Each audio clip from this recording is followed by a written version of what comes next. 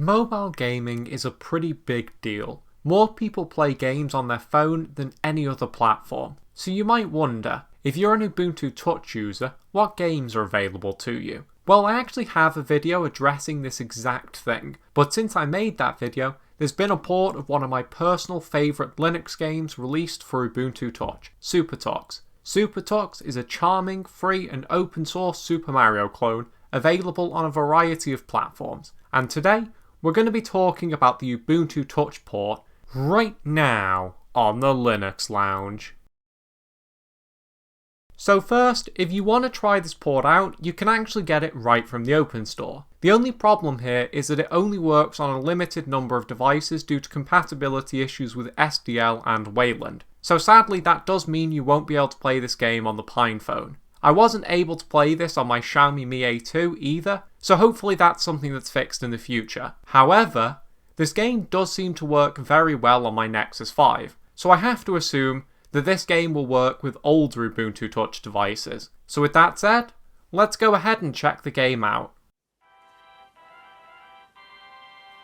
The first thing that you'll see when you launch the game is a warning telling you that this version of SuperTux is under heavy development, and considering the fact that the last update for this version of the game was the 10th of January, or in other words, the day I'm recording this video, that seems to be definitely true, especially considering the long changelog for that update. Unfortunately, this port definitely does show how early in development it is in some places. The first issue I experienced is when I first launched the game, everything was just way too small. Thankfully though, there is an option in the settings to adjust the game's scale, and with some difficulty, I was able to change this, and at a scale of 250%, everything is about the size I would expect it to be. Another frustration that I experienced is that SuperTux completely ignores your device's sound settings. You could have your phone muted, and this game would still come out at full blast. So unfortunately, if you want to change the game's volume, you're going to have to do that in the game settings. I did also try to plug in my headphones to see if those would work with this game, and sure enough, the sound from the game did in fact come through my headphones.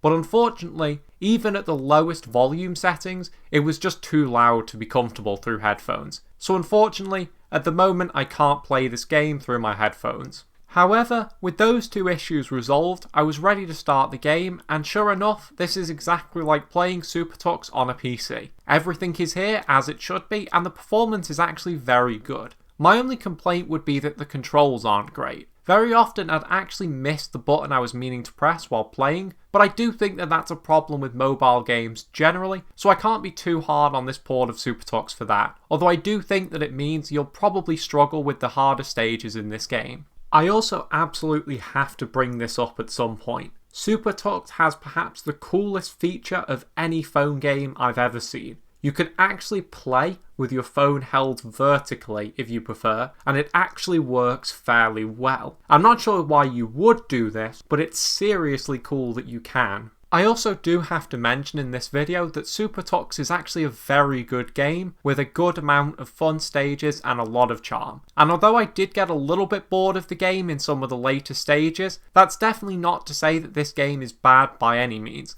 The first world is an absolute blast, and I have to say, this is a fantastic old school platformer. I did end up playing through a few stages of this game on my Ubuntu Touch device, and I can quite confidently say that this is a very impressive port, and if you have a compatible device, this is definitely a game that you need to download, as it works pretty well and can provide you with hours of fun on the go. And I have to say, I definitely hope that more desktop Linux games get ported over like this in the future, because this is very impressive. So, before I end this video, I'm just going to leave you with some gameplay footage so you can get an idea for how well this game performs without me talking over the footage. So, I'll go ahead and show that now.